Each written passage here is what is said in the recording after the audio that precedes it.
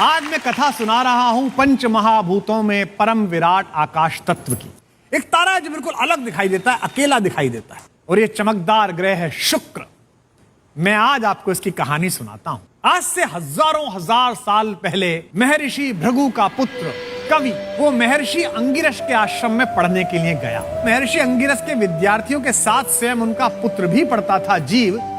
इसलिए अंगिरस के मन में एक सहज पिता जैसी कामना थी कि उनका पुत्र जीव ही सबसे तेज हो, सबसे मेधावी हो। यह किसी आचार्य के लिए शोभन बात नहीं। जीव बहुत मेधावी था, बहुत प्रतिभाशाली था, पर अपने मित्र कवि की तुलना में थोड़ा सा कम था। एक दिन गुरुजी ने सोचा कि इन दोनों बच्चों की परीक्षा ली जाए। एक पुत्र, एक शिष्य, एक पर लाड़, एक उनका मान। उन्होंने कवि और जीव को सामने बिठाया और कहा कि ये कुछ प्रश्न मैं तुम्हारे सामने रखा हूं, बच्चे एक एक करके उत्तर दो। उन्होंने पूछा, पवन से भी तेज गति किसकी है?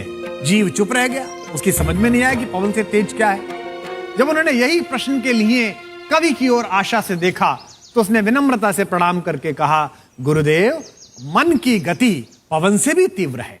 उत्तर बहुत अच्छा था, गुरुजी प्रसन्न हुए, लेकिन मन में एक क्षोभ रह गया कि मेरे बेटे को नहीं पता था। गुरुजी ने फिर दूसरा प्रश्न किया, अच्छा जीव, ये बताओ कि इस पूरे जगत को किसने ढक रखा है? जीव फिर चुप रह गया, उसकी समझ में नहीं आया। गुरुजी ने निराश होकर कवि की तरफ देखा तो आशा से भरे हुए कवि ने तपाक से उत्तर दिया, गुरुदेव, इस जगत को अज्ञान ने ढक रखा है। उत्तर एकदम सही था।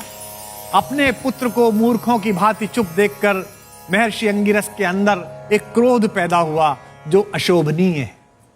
उन्होंने फिर तीसरा सवाल किया और पूछा, बताओ आलस्य क्या है? जीव अभी सोच ही रहा था कि उन्होंने कवि के पास देखा और कवि ने तुरंत उत्तर दिया, गुरुदेव, धर्म न करना ही आलस्य है। उत्तर बहुत अच्छा था कवि का, और ये कवि ही कह सकता है। लेकिन गुरुजी बहुत दुखी हुए। उन्होंने परीक्षा समाप्त की और सोचने लगे कि यार, अपने बेटे को उतना बुद्धिमान कैसे बनाऊं जितना ये कवि है।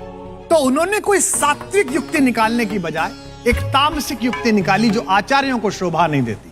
वो अपने पुत्र को अलग से पढ़ाने लगे, तब भी जीव उतना मेधावी ना बन पाया। उन्होंने सोचा कि अपने बेटे को आगे बढ़ाऊं, इससे बेहतर यह है कि कवि को पीछे कर दूं ताकि ये आगे बढ़े।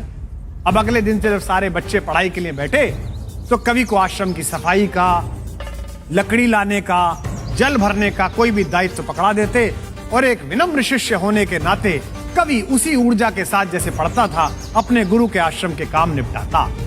2, 4, 5, 10 दिन बीते, कवि को कुछ समझ में नहीं आया, पर धीरे धीरे उसके मन में यह शंका बैठ गई कि जब आश्रम के अन्य बच्चे पढ़ाई करते हैं तो गुरुजी मुझे उस समय ही कोई ना कोई काम क्यों सौंप देते हैं। तो उसने अपनी इस जिज्ञासा के शमन के लिए बड़ी हिम्मत जुटाकर एक दिन गुरु प्रवर के सामने चरण स्पर्श करके विनम्रता से पूछा, गुरुदेव, आजकल क्या आप मुझसे कुछ क्रोधित हैं?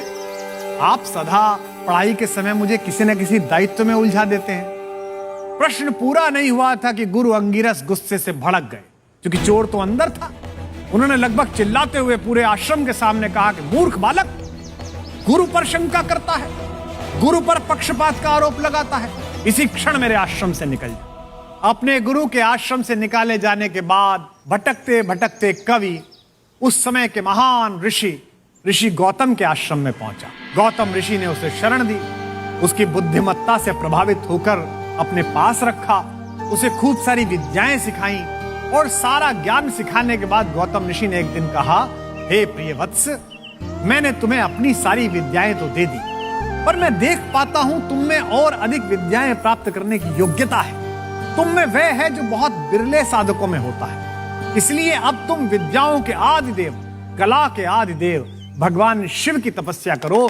अब इस पृथ्वी पर तो कोई आचार्य बचा नहीं, शंकर ही तुम्हें कुछ विद्या दे सकते हैं। कवि ने इसे आशीर्वाद समझकर भगवान शिव की तपस्या प्रारंभ की।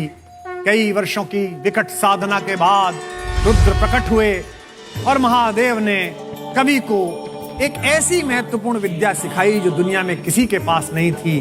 उसका नाम था मृत संजीवनी विद्या। मृत संजीवनी एक ऐसी विद्या है जिसके द्वारा मरे हुए व्यक्ति को भी जीवित किया जा सकता है। जब कवि को यह विद्या प्राप्त हुई तब तक वो असुरों का गुरु बन चुका था। कितना मुश्किल काम। अब जैसे ही असुरों ने हर ओर आतंक मचाना शुरू किया, क्योंकि उनको पता था कि उनका गुरु तो जिंदा कर देता है, मरे हुए ले जाओ जिंदा कर देता है, असुरों ने देवताओं को पराजित करके तीनों लोकों पर अधिकार कर लिया। अब बेचारे देवता भागकर कैलाश पर्वत पहुंचे, वहां रहने लगे। फिर एक दिन एक असुर ने सोचा कि कैलाश ही क्यों बचे। ऐसे में भगवान शिव ने एक युक्ति निकाली। उन्होंने अपना आकार बढ़ाना शुरू किया और कवि को ही उठाकर निगल लिया। अब कवि की विद्या नाकामयाब हो गई, क्योंकि मृत संजीवनी विद्या तो आती थी, लेकिन पेट से बाहर निकलने की विद्या कहां आती थी।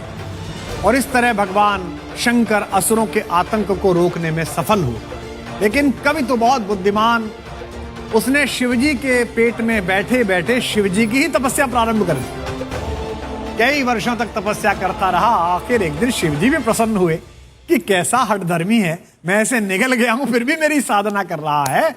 उन्होंने अपने पेट से बाहर उसे निकाला और साधना से इतने प्रसन्न हुए, उसे वरदान दिया और कहा कि वत्स, विपरीत और भीषण परिस्थितियों में भी तुम्हारे द्वारा की गई इस अद्भुत तपस्या से मैं बहुत प्रसन्न हूं। आज से तुम पृथ्वी पर केवल इस छोटे से नाम कवि के नाम से नहीं जाने जाओगे। आज से तुम्हारा नाम इस ब्रह्मांड में शुक्राचार्य कहलाएगा और तुम नवग्रहों में स्थान पाओगे। इस कथा का सबसे बड़ा संदेश यह है, यदि आप में योग्यता है, यदि आप में प्रतिभा है, तो पूरी दुनिया एक न एक दिन उसका सम्मान करेगी ही। चाहे अंगिरस जैसा कोई भी गुरु षड्यंत्र करके आपकी प्रतिभा को कितना भी रोके, अगर आपको खुद पर भरोसा है और खुद के प्रति ईमानदार हैं, तो विपरीत परिस्थितियां भी आपका कोई नुकसान नहीं कर पाएंगी।